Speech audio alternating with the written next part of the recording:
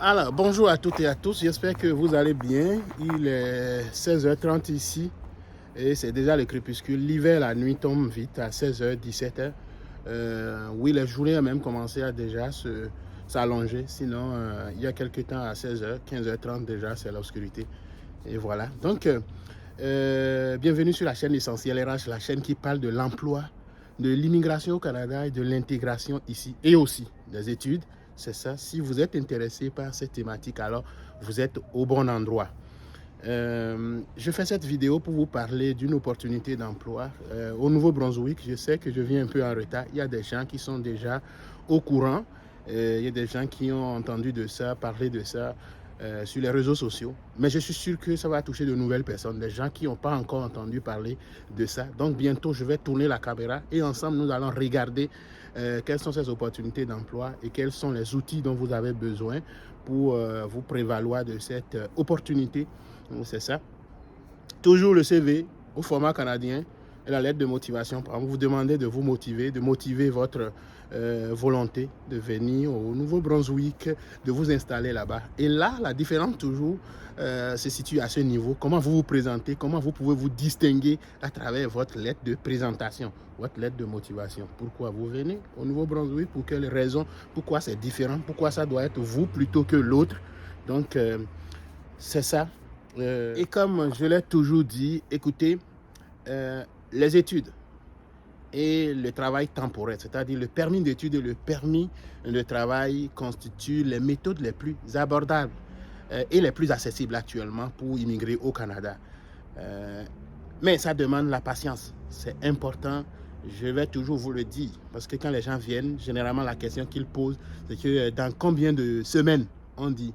Ce n'est pas une question de semaines, ça va être une question de mois. Ça prend de la patience. J'ai dit, le permis de travail, il y a deux grandes phases. Première phase, la phase de recherche d'emploi, d'obtention d'un contrat de travail. Et c'est avec ça que vous pouvez vous prévaloir la deuxième phase, c'est-à-dire l'immigration proprement dite. Et l'immigration proprement dite, ça, il n'y a pas de conception là. C'est des trucs à remplir et c'est fini. Donc la première phase reste, selon moi, la plus difficile pour ce qui concerne le permis de travail, c'est d'aller chercher un contrat de travail. Donc, en résumé, patience, patience, patience. Merci. Voilà, donc je vais déposer tous les liens sur ma chaîne YouTube sous la vidéo actuelle. Donc pour accéder à ces pages, il sera très facile, juste cliquer sur les liens. Voilà, donc je vais vous parler des événements de recrutement internationaux à venir au Nouveau-Brunswick. Recrutement internationaux, ça c'est important, gardez ça. Parce que ça vous concerne si vous êtes à l'extérieur du Canada et que vous êtes présentement dans le projet de vous trouver un emploi ici. Donc, vous êtes concerné. Le Nouveau-Brunswick, d'abord, c'est quoi? Ça, c'est une province du Canada. Et c'est la seule province bilingue du Canada. Bilingue anglais-français. Ça veut dire que vous soyez dans un pays anglophone ou dans un pays francophone, vous pouvez essayer de vous inscrire ici. C'est très important. Mais il y a quelque chose que vous devez comprendre. C'est important d'aller voir d'abord quelles sont les conditions pour remplir, pour compléter le formulaire, pour vous inscrire. C'est un peu comme ça.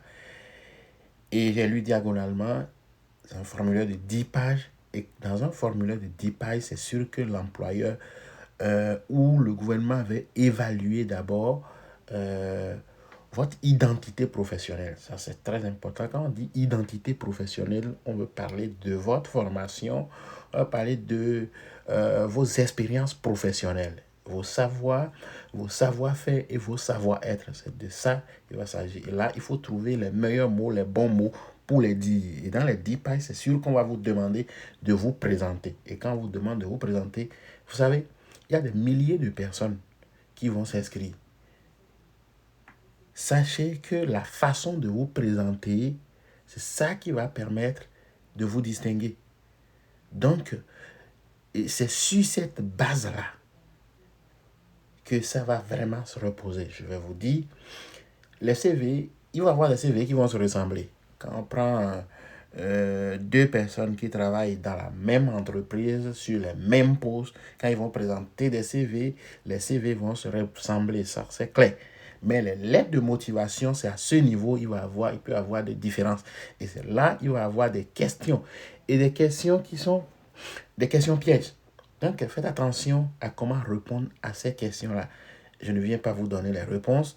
Je vois défiler sur l'écran le formulaire, les étapes à suivre. Ça, c'est pas ça qui est comme vraiment ce qui est le plus important, mais c'est de vous dire qu'est-ce qui est caché dans ce qu'on vous demande. C'est ça que j'essaie de vous montrer. Donc, merci et bonne chance. Ce sera tout pour cette présentation. Je vous invite à l'aimer, à la partager et à vous abonner à ma chaîne YouTube si vous ne l'avez pas encore fait. Et n'oubliez surtout pas d'activer la cloche de notification pour ne rien manquer. Merci et à bientôt, Mathieu.